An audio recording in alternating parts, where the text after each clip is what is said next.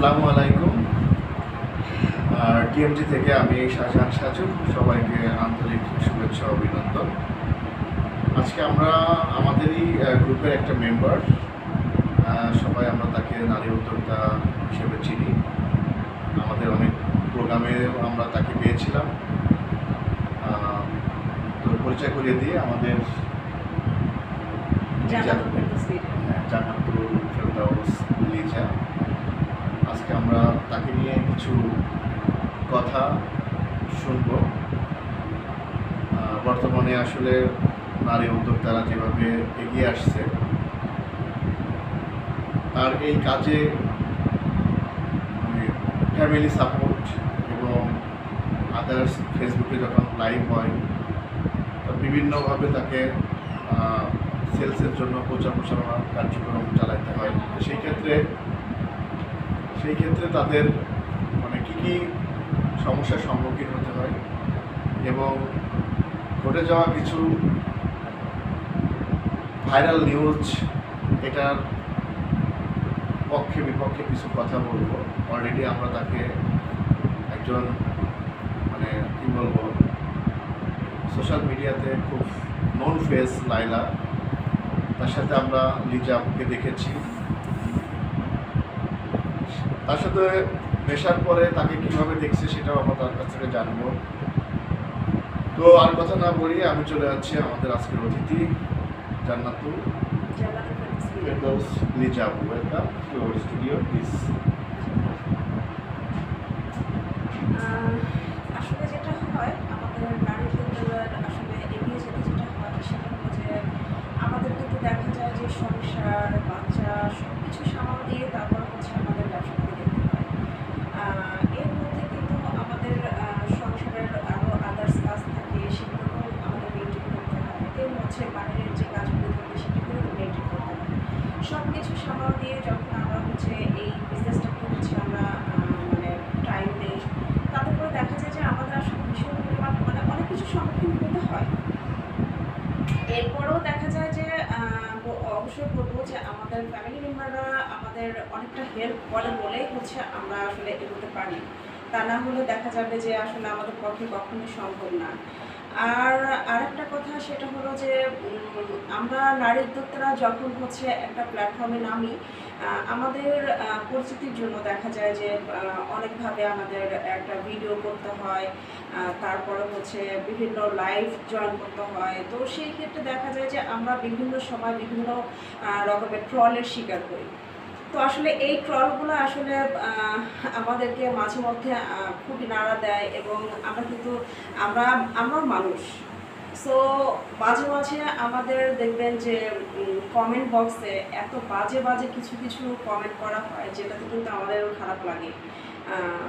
Because আমাদের family আছে, আমাদের বাচ্চা কাচ্চা আছে। দেখা যায় যে আমাদের ফ্যামিলির আদার্স যে মেম্বাররা আছে, আমাদের আত্মীয় স্বজন যারা আছে, তারা অনেক সময় আমাদেরকে প্রশ্নগুলো করে থাকে যে এই ধরনের নোংরা কমেন্টসগুলো করে, তারপরে তোমরা এগুলো তো কেন করো। তো আসলে এই দিক থেকে আমি বলতে চাই যে যারা আসলে আমাদের এই নোংরা কমেন্টসগুলো করে, আমি তাদেরকে বলতে চাই যে ভাই দেখেন, যখন আপনারা আসলে একটা মানুষকে নিয়ে ট্রল করেন বা আমাদেরকে নিয়ে যখন আপনারা ট্রল করেন বা বিভিন্ন রকমের কমেন্টস করেন, একটা কমেন্টস করার আগে আমার মনে হয় কি যে আমি যেটা করে থাকি যে একটা যাকেই বলি, যাকে একটা কথা বলতে চাই বা একটা কমেন্ট করতে চাই, আমি আমার দিক থেকে আমি 100 বার চিন্তা করি যে আসলে মানুষটা কেমন, বা আমি তো মানুষটাকে চিনি না, নন পার্সন। তো ওনার লাইফস্টাইল আসলে কি বা কী সমাচার আমি যেহেতু জানি না, তো ওনাকে নিয়ে আমি আসলে কীভাবে নোংরা একটা চিন্তা ভাবনা করতে যাব বা করতে যাই। তো সেদিক থেকে কখনোই আমি দেখা যায় যে কাউকে নিয়ে কোনো বাজে মন্তব্য করতে পারি না। কিন্তু আমাদেরকে এদিক থেকে দেখা যায় যে বেশিরভাগ মানুষ, জানি না কেন বা কোন দিক থেকে আসলে এই ধরনের কমেন্টসগুলো আমাদেরকে করা হয়, কিন্তু আমি বলবো যে আমরাও মানুষ, আমাদেরও অনেক সময় অনেক রকমের কষ্ট হয়। এই যে দেখা যায় যে আমি আমার হাজব্যান্ডকে নিয়ে যখন একটা পিক আপলোড দিই বা একটা ভিডিও আপলোড দিই, তখন ম্যাক্সিমাম দেখবেন যে আমার কমেন্টের বেশিরভাগই কমেন্ট করে যে আমার টাকলা টাকলা বুড়া একটা বেটা, এটা নিয়ে এত ভাব। তো আমার কথা কি যে একটা প্রবাদ কিন্তু আছে, ছোটবেলায় যখন আমরা হচ্ছে বইয়ের মধ্যে পড়েছি, সেটা হলো যে বাবুই পাখির পাখি ডাকিয়া বলেছে চড়াই, কুড়ে ঘরে থেকে করো শিল্পের পরে, আমি থাকি মহাসুখে অট্টালিকার পরে, তুমি কত কষ্ট পাও রোদ বৃষ্টির ঝড়ে। তো বাবুই জোরই হাসিয়া বলে, কষ্ট পাই তবুও থাকি নিজেরও বাসায়। আসলে ব্যাপারটা হচ্ছে কি যে আমি কিন্তু আমার হাজবেন্ডের সাথে ছবি দেই, আমি কিন্তু পরকীয়া করে কোনো সুগার ড্যাডি বা অন্য কোনো পুরুষের সাথে কিন্তু ছবি বা ভিডিও দেই না, বা আমি কিন্তু অন্য কোনো সুগার ড্যাডিও খুঁজতে যাই না, বা অন্য কোনো মানে পরপুরুষের সাথে কিন্তু আমি কোনো অ্যাফেয়ারে জড়িত না। তো সেই ক্ষেত্রে আমি আমার হাজব্যান্ডকে নিয়ে যদি একটা ছবি দেই বা একটা ভিডিও দেই, তো এটা আসলে কার কি যায় আসে আমি বুঝি না। তো আর সবচেয়ে বড় কথা, আমার হাজব্যান্ড যে তাকে নিয়ে আমি ভিডিও দিব, তো অন্য কোনো পুরুষের চাইতে, অন্য কোনো হ্যান্ডসাম পুরুষের চাইতে আমার হাজব্যান্ড যে সে যাই হোক, সে বুড়ো হোক, টাকলা হোক, যাই হোক, তবু আমি বলি যে সে আমার হাজব্যান্ড। তো তাকে নিয়ে ছবি দিতে আসলে আমি প্রাউড ফিল করি। আর এই যে লাইলা আপুর বিষয়টা আপনারা বলছেন, লাইলা আপু আসলে আমি এই কথাটা বারবার বলেছি যে পর্দার আড়াল থেকে আর পর্দার হচ্ছে সামনে থেকে, হ্যাঁ, জিনিস হচ্ছে দুই রকমের। যেমন ধরেন যে আমাদের লাইফস্টাইলটা আপনারা জানেন না, লাইলাপুর লাইফস্টাইলটা আপনারা জানেন না। আমি যেহেতু লাইলাপুর অনেকটা ক্লোজ, সেই ক্ষেত্র থেকে আমি বলতে পারি যে লাইলাপু অনেস্টলি অনেক ভালো একজন মানুষ, এত ভালো একজন মানুষ যা বলার মতন না। আমি যখন হয়তো বা আমি লাইলাপুকে চিনতাম না, নন পার্সন ছিলাম, তখন হয়তো আমার ক্ষেত্রে যদি আমি বলি, আমিও হয়তো আপনাদের মতো করে চিন্তা ভাবনা করতাম, কিন্তু যেহেতু মানে ওনার সাথে মিশেছি, তো ওনার এত কাছ থেকে দেখেছি, উনি এত ভালো একজন মানুষ, আমি আসলে মানে এটা আসলে বলার মতন না। হয়তো কিছু কিছু জিনিস আপনাদের চোখে লাগিয়ে যে লাইলাপু কেন হচ্ছে বিয়ে করেন নাই, অথচ তারা লিভ টুগেদার করেছে, এই জিনিসটা হয়তো আপনাদের খটকা লাগতেই পারে। এখন ব্যাপার হয়েছে কি, ওনাদের পার্সোনাল, প্রত্যেকটা মানুষের পার্সোনাল একটা লাইফ থাকে। আমরা ওটা না যাই, আসলে ব্যাপারটা হচ্ছে আমরা ফেসবুকে লাইলা মামুনকে যখন দেখেছি একরকম দেখেছি, কিন্তু আমরা আজকে জানতে চাবো যে লাইলা আপুর ব্যাকগ্রাউন্ডটা, যে প্রিন্সের দেখা হওয়ার আগে ওনার বর্তমান অবস্থা বা ওনার পারিবারিক আসলে উনি কেমন, কোথায় থাকে, ওনার কি আছে না আছে, পৈতৃক মানে পিতার মাতার থেকে যে সম্পদ, এটা বলবো। হ্যাঁ এটা হলো লাইলা আপু কিন্তু ছোটবেলা থেকে যে ফ্যামিলি ব্যাকগ্রাউন্ডটা ক্যারি করে, সেটা হচ্ছে খুবই ভালো একটা ফ্যামিলি ব্যাকগ্রাউন্ড। যেমন লাইলা আপুর বাবা কিন্তু ছিলেন একজন কর্নেল, তারপরে হচ্ছে লাইলা আপু কিন্তু ইংলিশ মিডিয়ামে লেখাপড়া করেছে, ওনার লেখাপড়া খুবই ভালো। উনি কিন্তু ঢাবি থেকে হচ্ছে মাস্টার্স কমপ্লিট করেছে। দেন হচ্ছে উনি যেই একটা অফিসে জব করে, অফিসটা কিন্তু আপনারা কিন্তু জানেন যে উনি একজন জব হোল্ডার, ওনার কিন্তু জবটাও অনেক ভালো একটা জব, ঠিক আছে। উনি 26 বছর ধরে কিন্তু জব করছেন। ইভেন লায়লা আপু বাড়ি ধারার মতন একটা জায়গায়, পুরা 3 তলা না 4 তলা, আসলে আমার এটা খেয়াল নাই, তবে আমি গিয়েছি, আসলে এতটা তো খেয়াল করি নাই, মানে বাসায় গিয়েছি, বাসায় যাই আসি এরকম। যেখানে থাকে ওটা হচ্ছে ওনার নিজের বিল্ডিং, হ্যাঁ, ওনার নিজের বিল্ডিং, এবং হচ্ছে বাড়ি ধারার মতন জায়গায় উনি কিন্তু কোনো একটা ফ্লোর কিন্তু ভাড়া দেন নাই, উনি কিন্তু যা থাকেন পুরোটা নিয়ে কিন্তু ওনারাই থাকেন। তো ওনার ফ্যামিলি ব্যাকগ্রাউন্ডের কথা যদি বলতে যাই, তাহলে এক কথায় বলতে হয় যে ওনার ফ্যামিলি ব্যাকগ্রাউন্ড, মানে উনি ছোটবেলা থেকে ভালো একটা ফ্যামিলি ব্যাকগ্রাউন্ডে বড় হয়েছে। আর হচ্ছে যে এই কথা থেকে আমরা বুঝতে পারি, অনেকে আমরা ভাবি যে প্রিন্সকে কাজে লাগিয়ে লাইলা টাকার জন্য হোক বা নিজের পরিস্থিতির জন্য হোক, ওকে ইউজ করার জন্য তার একটা ধান্দা ছিল, কিন্তু আসলে জানতে পারলাম আপনার মাধ্যমে যে না, লাইলার আসলে 2-3টা বাড়ি আছে ঢাকাতে, এবং তার ব্যাকগ্রাউন্ড অনেক ভালো, ঢাকা ভার্সিটি থেকে পড়াশোনা করা, আরবি পরিবারের মেয়ে। তো আমার মনে হয় যে এই যে ধারণাটা ছিল আমাদের অনেকের, আজকের এই সাক্ষাৎকার বা এই আলোচনা থেকে আপনারা অবশ্যই বুঝতে পারবেন যে লাইলা লোভি টাইপের কোনো মেয়ে না। যেটা মনে হয় যে হ্যাঁ, প্রিন্স তার হয়তো ফ্যান বা তার একটা ছিল, ভক্ত ছিল প্রিন্সকে, সে অনলাইনে সোশ্যাল মিডিয়াতে তাকে দেখতো, তার ভালো লাগতো, এই জন্য চাইতো যে ছেলেটার সাথে বন্ধুত্ব করি বা তাকে কাছে নিয়ে তার সাথে এটা কিছু এটা ডুয়েট একটু করে এটা আমি একটু আমি বলি নিজেকে একটু সোশ্যাল মিডিয়াতে আমি একটু হতে চাই, এইটা হয়তো থাকতে না পারে। না না এটা এরকমও ছিল না। যখন আসলে প্রিন্স মামুনের সাথে লায়লা আপুর পরিচয় হয় সেই সময়টা ছিল করোনার সময়। হ্যাঁ, করোনার কিছু আগে। তো ওই সময়টাতে আমরা দেখা গেছে যে সবাই কিন্তু ঘরে বসে আছি। ঠিক আছে? তো ওই সময়টাতে কিন্তু নরমালি লায়লা আপু এত কিন্তু ফোনে আসক্ত ছিল না। এত আপনার টিকটক, তারপরে হচ্ছে লাইকি, এত এসবে মোটেও আসক্ত ছিল না। কিন্তু যখন হচ্ছে আমরা করোনার টাইমে সবাই কিন্তু একটা ফোনের ভিতরে আসক্ত হয়ে গেছি, কারণ আমরা তখন বাইরে যেতে পারতাম না। ২টা বছর টানা আমাদেরকে ঘরের মধ্যে বন্দি থাকতে হয়েছে। তো সেই সময় আমাদের মতো লায়লা আপুও দেখা গেছে যে উনি একজন জব হোল্ডার, কিন্তু অফিস করতে পারছে না, বাসায় বসে কি করবে, টাইম পাসের জন্য মোবাইলটা ইউজ টাইম করছে, পাসের সোশ্যাল জন্য। মিডিয়াতে প্রিন্সকে হ্যাঁ, ওইভাবে তো ওই দেখে সময় হুট তার করে ইমেজ। একদিন মানে প্রিন্স মামুনের একটা ভিডিও ওনার সামনে চলে আসে।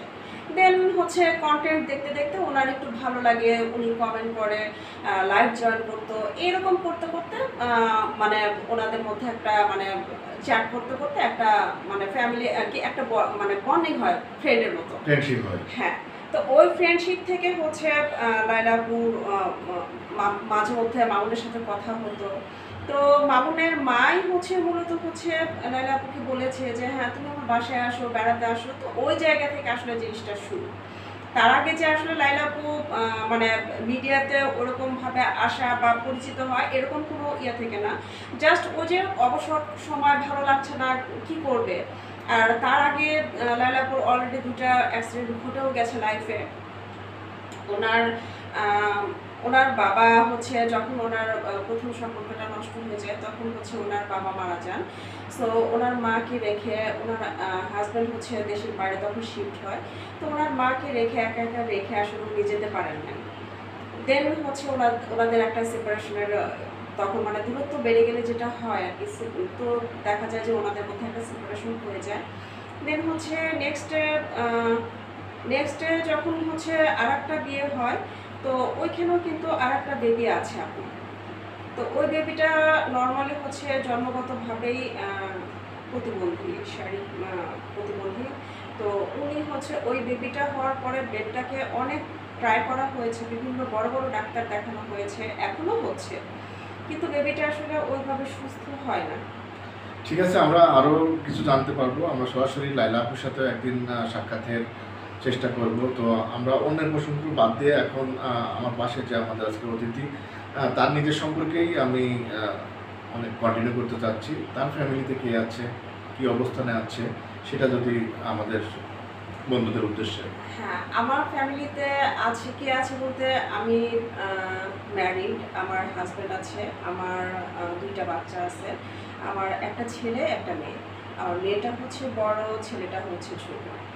তো ওদের পড়াশোনা এবং দুলাভাই কি প্রফেশন, এটা যদি একটু জানতাম। আমার হাজব্যান্ড একজন হচ্ছে জব হোল্ডার, উনি একটা কোম্পানিতে চার্টার অ্যাকাউন্টস অফিসার হিসেবে রয়েছেন, এবং হচ্ছে আমি তো জানেন আপনারা যে আমি একজন নারী উদ্যোক্তা, আমি বিজনেস করি। কি প্রোডাক্ট আমার প্রোডাক্ট হচ্ছে আপনার শাড়ি, 3 পিস, তারপর হচ্ছে লেহেঙ্গা, মানে মেয়ে লেডিস আইটেম যেটা আর কি, সব লেডিস আইটেম। আমার ইচ্ছে আছে যদি কখনো বড় রকমের কোনো আউটলেট নিতে পারি তাহলে হয়তো জেন্টস আইটেমও উঠাবো, কিন্তু সেটা হচ্ছে পরে। আগে হচ্ছে আমি যেটা নিয়ে এখন কাজ করছি সেটা হচ্ছে লেডিস আইটেম। আমার একটা ছেলে একটা মেয়ে, মানে মেয়েটা বড়, ও কিসে পড়তেছে এবং ও কেমন, মানে পরিবারে কথা শুনে কিনা, মনোযোগী পড়ালেখায়, ছেলেটার কি অবস্থা এটা যদি আমরা বলতেন। আসলে আমার মেয়ে ছেলে কিসে পড়ে, কোন কলেজে কোন ইয়েতে পড়ে, আমি সেটা আমি বলতে চাচ্ছি না, কারণ বোঝেনি তো সব কিছুরই তো একটা কলেজের নাম না, মানে ও কোন ক্লাসে পড়ে বা একটু পড়ালেখার সিক্রেট প্রতি কেমন। রাখতে হয়। এখনকার তো যুগের ছেলে মেয়ে তো সবাই তো মোবাইল না, অ্যাডিক্টেড, আমার ছেলে মেয়েকে যদি নিয়ে বলতে হয় তাহলে অবশ্যই বলবো যে আমার যারা পরিচিত তারা প্রত্যেকেই আমার ছেলে মেয়েকে চেনে। আমি আসলে আমার ছেলে মেয়েকে আমার সাথে ওইভাবে সোশ্যাল মিডিয়াতে খুব একটা আনতে চাই না, বিকজ সবার নজরে পড়ে যায়। তো আমার ছেলে মেয়ে আলহামদুলিল্লাহ আল্লাহর রহমতে এই যুগ আন্দাজে এত ভালো যা বলার মতো না। আমার মেয়েকে তো দেখা যায় যে আমি ঠেলে গুতে মানে ওকে আমি বাইরে বের করি, এমনও হয় যে আমি বলতে হচ্ছে যে আম্মু তুমি মানে কি বাইরে ও যাও। বাসায় কি সারাদিন মোবাইল টিপাটিপি করে? না না না, মোবাইলে না, ও সারাদিন দেখা যায় যে এই যে চশমা একটা লাগায় বই পড়তেছে, তারপর হচ্ছে একটু বসে আছে। ও প্রচুর গল্পের বই পড়তে পছন্দ করে। আমার ইয়েতে এই রুমে যদি আপনারা যান, তো এই রুমে আপনারা বুক সেলফে দেখবেন প্রচুর গল্পের বই আছে। যাই হোক, সে বইয়ের সাথে তার তো সে কানেকশনটা বেশি। হচ্ছে বই পড়তে প্রচুর আমাদের যে পরিমাণে ছেলেমেয়েরা এখন ভালোবাসে। যে অ্যান্ড্রয়েড ফোনে যে গেমস, চ্যাটিং, ফেসবুকিং, ইউটিউব, উম, এগুলো না না আপনার না, সন্তানের ভিতরে নাই। এগুলো ছেলের ছেলে প্রতি মেয়ে দুজনের একজনের ভেতরও নাই। আমার মেয়েকে আমি এ পর্যন্ত অ্যান্ড্রয়েড ওরকম একটা ভালো ফোন আমি কিনে দেই নাই। আমার মেয়ে চালায় হচ্ছে আমাদের একটা পুরানো ফোন, সেটা আমি জাস্ট দিয়ে রাখছি, কারণ হচ্ছে যে অনেক সময় দেখা যায় যে হ্যাঁ যোগাযোগের জন্য, যেহেতু বাটন ফোন আর আসলে ইটা নাই, তো সেই জন্য আর কি দেওয়া। তো ওইটা দিয়েই মানে ও চালায় নেয়। আমি কিন্তু ওকে পার্সোনালি যে একটা ফোন কিনে দেওয়া সেটা কিন্তু এ পর্যন্ত দেইনি। তারপরে হচ্ছে আমার ছেলে কিন্তু দেখা যায় যে ওর সারাদিন দেখা যায় যে ওর যেটা নেশা আছে সেটা একটু টিভিতে কার্টুন এগুলা দেখে নর্মালি, ও এছাড়া অন্য কিছু না। আর আমার ছেলে মেয়ে দুইটা আল্লাহর রহমতে, কারো নজর না লাগুক, আল্লাহর রহমতে অনেক এই এই যুগ আমরা যে অনেক ভালো, যে আছে না যে কিছু কিছু ছেলে আমার আমার আমার নিজেরই তো আমি দেখি যে যখন স্কুলে যে আমার ছেলেকে পিক করতে, যে অনেক বাচ্চা খুঁটি ধরে বসে আছে, না আমি এটা না হলে আমি যাব না। তো ওদেরকে আমি সবসময় যেটা বুঝিয়েছি যে ওরা যখন যেটা চাইতো আমি সেটা আসলে তখন দিতাম না। এটা ওদেরকে আমি ছোটবেলা থেকে যখন বড় করেছি, ওরা হয়তো দেখা গেছে যে প্রথম আমাকে বায়না করতো যে আম্মু এটা এটা কিনে দাও। তো আমার কাছে আসলে কেন যেন এই জিনিসটা ভালো লাগতো না, যে বাচ্চারা একটা জিনিস এখন চাইছে বলে আমি এখনই দেবো। আমার মনে হতো এটা একটা জেদ তৈরি হয়ে যাবে। সো আমি ওইখান থেকে কি করতাম, তখন দিতাম না, আমি অন্য একটা সময় কিনে আমার ব্যাগে রেখে দিতাম। তো পরে 2-3 দিন পরে ওইটা আমি দিতাম। মানে এইভাবে আমি ওদেরকে একটা ধৈর্য ধরার যে জিনিসটা, এটা আমি শিখিয়েছি। তো ওরা এখন পর্যন্ত ওইভাবেই আছে। ওরা যে মানে ওদের কোনো বাড়তি কোনো চাহিদা নাই। আছে না অনেক ছেলে পেলে যে না আমাকে এটা দিতেই হবে, ওদের মধ্যে সেটা নাই। ওরা আমাকে যেটা করে কোঅপারেট করে। আম্মু তোমার কাছে কি টাকা আছে? কেন বাবা কি হয়েছে? আমার এই জিনিসটা পছন্দ হয়েছে। তো আমি যদি বলি যে হ্যাঁ ঠিক আছে, ওরা নেবে। আর আমি যদি বলি যে না বাবা এখন না, ওরা চুপচাপ হয়ে যাবে, কখনো বলবে না যে না এটা আমাকে দিতেই হবে। সংসার জীবনটা শুরু হয়েছিল মানে কত সাল থেকে? বা আমাদের সংসার জীবনটা শুরু হয়েছিল 2004 সাল থেকে। এবং হচ্ছে যখন আমাদের সংসার জীবনটা শুরু হয় তখন আসলে সংসার কি এই জিনিসটা আমি বুঝতাম না, বা হাজবেন্ড, বাচ্চা কাচ্চা এই জিনিসগুলো বুঝতাম না, কারণ আমার অনেক ছোট বয়সে বিয়ে হয়েছিল। তো আমি আমার লেখাপড়া শেষ করেছি হচ্ছে আমার বিয়ের অনেক পরে।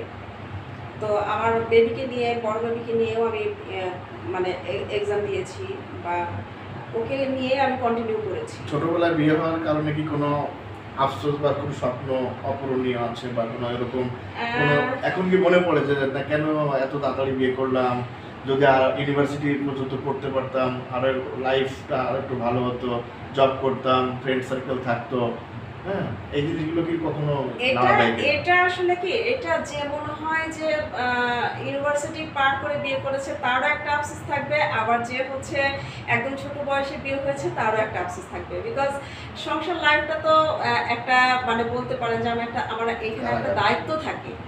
হ্যাঁ, এখানে আমাকে কিন্তু দায়িত্ব নিতে হয়, আমার বাচ্চাদের দায়িত্ব, আমার সংসারের দায়িত্ব, আমার হাজবেন্ডের অনুপস্থিতিতে আমার প্রচণ্ড রকমের দেখা যায় যে আমার বাসার কিন্তু সবটাই কিন্তু আমাকে দায়িত্বটা মেনটেন করতে হয়। একটা মানুষ আসলে তাকে মেনটেন করতে হবে, আমার বেবিদের মেনটেন করা, সব কিছু মিলিয়ে কিন্তু এটা আমার উপর একটা দায়িত্ব থাকে। তো সেই বয়সে যখন বিয়ে হয়েছে, যখন আমি বুঝতামও না যে আসলে সংসার জিনিসটা কি, তো তখন এতটা না ফিল করলেও এখন ফিল করি যে যদি আসলে মানে সব লেখাপড়া শেষ করে তারপর বিয়ে করতাম, হয়তো কিছুটা লাইফে এনজয় করতে পারতাম। তবে খুব যে বেশি আফসোস হয় তাও না, কারণ আমার হাজব্যান্ড যথেষ্ট ভালো একজন মানুষ। উনি কিন্তু দেখা যায় যে আমাকে কোনো কিছু নিয়ে ওরকম কোনো কিছুতে ধরে না। মানে এখনকার বর্তমানে কাপলদের দেখা যায় যে এটা নিয়ে ওটা নিয়ে খুনসুটি বা একটু কথা কাটাকাটি হচ্ছে, হচ্ছে, হ্যাঁ, এটা দেখতে পারে না, মানে ফ্রিডমটা চায় না ছেলের, মানে আমরা পুরুষরা চাচ্ছি যে আমার মতোই আমার স্ত্রী চলাফেরা করবে, আমার কথা শুনবে, হ্যাঁ আমার দাসত্বই করবে। আসলে ওই ক্ষেত্রে ভাইয়ার সাথে কি ওই ধরনের কোনো কিছু হয় কি? না না না, ওর সাথে আমার কখনোই এরকম কোনো সম্পর্ক ছিল না, বরং দেখা যায় যে সে আমাকে ফুলফিলি ফ্রিডম দিয়ে রেখেছে। ওর কথা একটাই যে তুমি তোমার স্বাধীনতা নিয়ে, তুমি তোমার শালীনতা নিয়ে তুমি যেখানে যাও, তুমি কোনো খারাপ কাজ না করলে হয়েছে, জাস্ট এইটুকুই। এছাড়া কোনো কিছুতে সে আমাকে কোনো কিছু ধরে না বা কোনো কিছু বলে না যে তুমি এটা করলে কেন, ওটা করলে কেন। আর ঝগড়ার কথা যদি বলতে যান, যদি আমার কিছু মনে হয় যে এটা নিয়ে, এটা তুমি করলা কেন, আমি বলতেছি, ও ঘুমাইতেছে, তো কার সাথে আমি ঝগড়া করবো বলেন? আমরা আসলে অনেকটা টাইম করলাম, আড্ডা দিলাম। তো এখন পরিশেষে একটাই প্রশ্ন, সব কিছু শুনলাম, জানলাম, সব স্বপ্নের কথা তো আর সব কিছু এত শর্ট টাইমে বলা যায় না। তো আলহামদুলিল্লাহ এখন যে অবস্থায় আছেন জি জি। সেটা মানে কেমন আছেন এবং আগামীতে আর কি করার ইচ্ছা আছে, এটা দিয়ে শেষ করুন। আলহামদুলিল্লাহ এখনো যে অবস্থানে আছি, আলহামদুলিল্লাহ খুবই ভালো আছি। তবে হ্যাঁ, অবশ্যই আমার একটা স্বপ্ন আছে। সেই স্বপ্নটা হলো যে আমার হাজব্যান্ড আমাকে কখনো জব করতে দিতেন না। জব করতে দিতেন না, আমার জব করার খুব ইচ্ছে ছিল। কিন্তু আমার হাজব্যান্ডের কথা ছিল যে দেখো, তুমি জব করলে আমার বাচ্চারা হচ্ছে মা ছাড়া মানুষ হবে। তো সেইটা আসলে আমি মেনে নিতে পারি না। তুমি জব না করে তুমি বিজনেস করো বা যাই করো, সেটা সেটা হচ্ছে আলাদা বিষয়। তো যেহেতু আমার বাচ্চারা এখন মোটামুটি বড় হয়ে গেছে, আপনারা বিভিন্ন ভিডিওতে দেখেছেন আমার বাচ্চাদের সাথে, তো সেই ক্ষেত্রে আমাকে আমার হাজব্যান্ড বলেছে যে তুমি একটা বিজনেস করলে করতে পারো। তা আমি কিন্তু আমার লাইফে অনেক কিছু শিখেছি। আমি শেফ কোর্স করেছি, আমি লেখাপড়াও কমপ্লিট করেছি। তো সব কিছু মিলিয়ে আমার অনেক কিছু শেখার ছিল বা করার ছিল। কিন্তু আমার যেটা ভালো লেগেছে সেটা হলো যে আমি এই বিজনেসটা আমি আরও 8-10 বছর আগে আরও করেছিলাম। কিন্তু সেই সময় আমি বাচ্চাদের কারণে মাঝপথে আমি ছেড়ে দিয়েছিলাম। তো আমার কেন জানি মনে হলো যে আমার সেই বিজনেসটাকে হচ্ছে আবার নিলে আমার প্রফেশনের জন্য সেটাই বেটার হবে। বিকজ আমি আমার বাচ্চাদেরকেও দেখতে পারবো, আবার হচ্ছে আমি আমার বিজনেসটাকেও দেখতে পারবো। Thank you so much. আমরা চাই আপনি আপনার কাঙ্ক্ষিত স্বপ্নগুলো পূরণ হোক, আমাদের সাথে থাকবেন, ড্রিম মেকারের সাথে থাকবেন। আর বন্ধুদের উদ্দেশ্যে বলছি, আপনার কাছেও আমরা হঠাৎ করে চলে আসব আপনার স্বপ্নের কথা, আপনার না বলার কথা। সাথে ছিলাম আমি শাহজাহান সাজু। আমি জান্নাতুল ফেরদৌস লিজা। আজকের মতো এখানেই, আল্লাহ হাফিজ। আল্লাহ হাফেজ।